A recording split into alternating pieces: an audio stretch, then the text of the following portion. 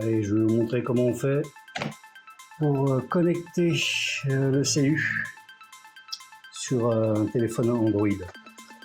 La première des choses, c'est de prendre le petit sachet transparent.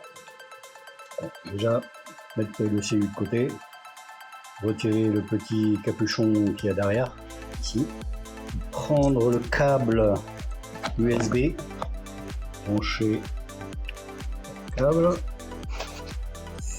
après prendre l'adaptateur de câble USB type C, qui est dans le petit sachet en fait. Donc, petit câble d'adaptation en fait, qui est dans le sachet transparent. Dans chaque CU en fait il y a 4. Il y a un type C dessus qui se permet de se brancher au téléphone. Je mets l'adaptateur directement là. Et à partir de là, quand ça c'est branché, après on peut le mettre dans la prise en fait, dans la prise de charge du téléphone. Allez, je vous reprends tout à l'heure en version screen vidéo pour vous montrer comment faire. Après, pour charger des fichiers ou lire tout simplement en fait les cartographies qu'il y a à l'intérieur en fait de le site. Juste pour vous montrer que j'ai pas besoin d'avoir du flash, mais en fait quand vous branchez votre téléphone en fait, la lumière, le petit LED verte s'allume et la rouge clignote.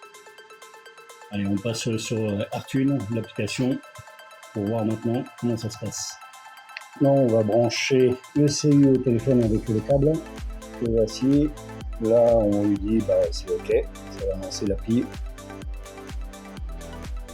Ah, donc Artune, là, il est lancé. Maintenant, on peut brancher, lire les données simplement de l'ECU en cliquant ici. Tac. Donc là, il est en train de lire. Voilà. Donc là, il y a toutes les données en fait de l'ECU. Là, il y a la partie injection.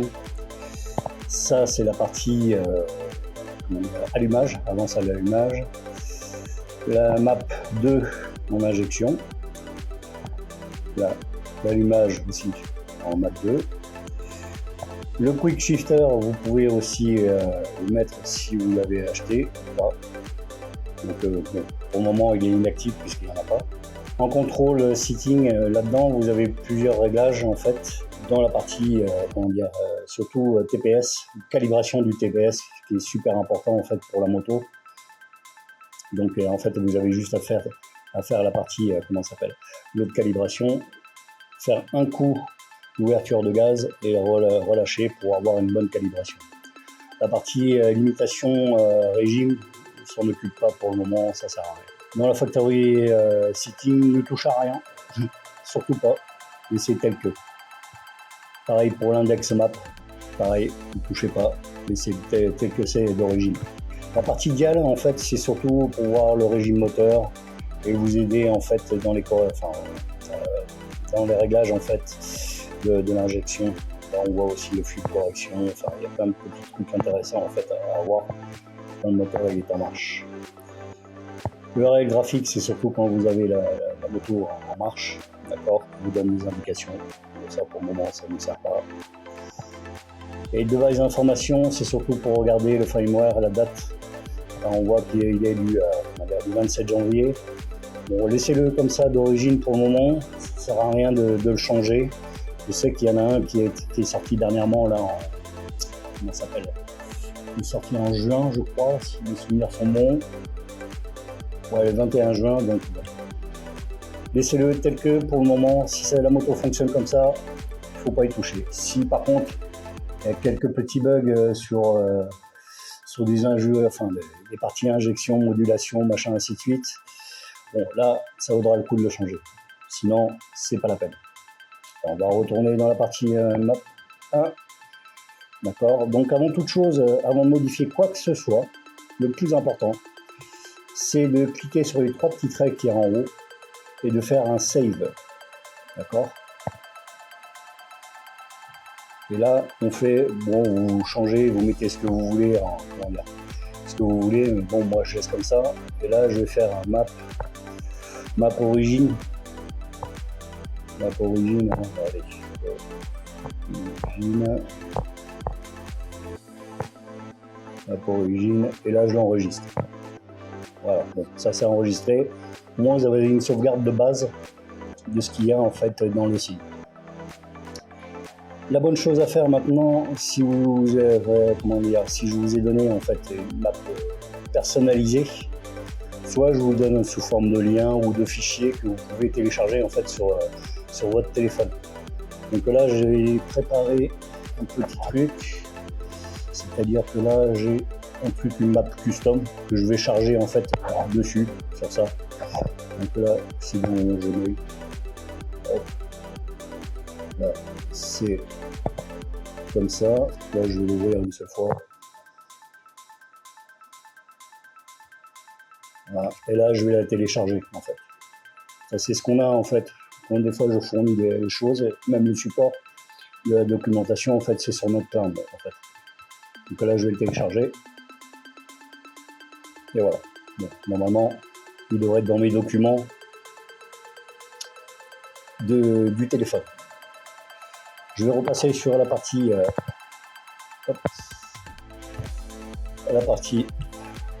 AirTune. Et sur AirTune, en fait, bah là, je vais faire un load, ouvrir en fait le fichier. J'espère que je vais le trouver direct. Voilà. Bon, bah là, on voit que j'ai ici la partie la partie map origine. Et là, j'ai ma carte en fait custom. Donc, je vais cliquer dessus et lui, automatiquement, paf, il va la charger. Et là, toutes les données vont changer. Voilà.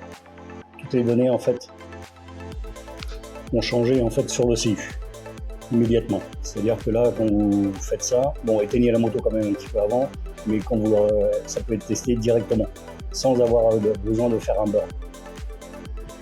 Ça permet de faire des réglages sur tout ça. Si vous voulez changer des données, bon, c'est simple. Hein. Là, par exemple, on va mettre ici, on va mettre 1, voilà, comme ça, hop. Là, vous mettez une valeur que vous voulez, vous mettez 1, là, je fais appli. Voilà, là, ça m'a changé et ça change directement, hein, ça. C'est-à-dire que même si la moto est en route, il va en tenir compte. Donc là, je vais remettre 0. Je vais remettre 0. Hop. Vous allez revenir de toute façon complètement en arrière. Voilà. Et là, maintenant, tout est OK dans le CU. Même la partie, comment ça s'appelle, avance à l'allumage aussi, si c'était une carte custom. Pareil pour la map 2 aussi. Ce qui est bien surtout, c'est d'avoir le bouton map. Ça permet de faire des réglages plus rapides. C'est-à-dire que vous pouvez très bien avoir en fait une map dite, on va dire que celle-là est très riche, et puis que la map 2 en fait injection, la deuxième en fait est moins riche. Ça vous permet de voir ce qu'il faut corriger ou pas quand vous faites des essais, par exemple sur 200 mètres, si la moto se comporte bien ou pas. Donc tout ça c'est OK pour moi. Et là maintenant, bah, c'est tout simple. Pour charger, pour l'inscrire directement une fois que vous avez terminé tous vos réglages, bah, il suffit de faire un burn. Voilà. Et quand vous avez fait un burn, normalement, bon, il le fait automatiquement normalement.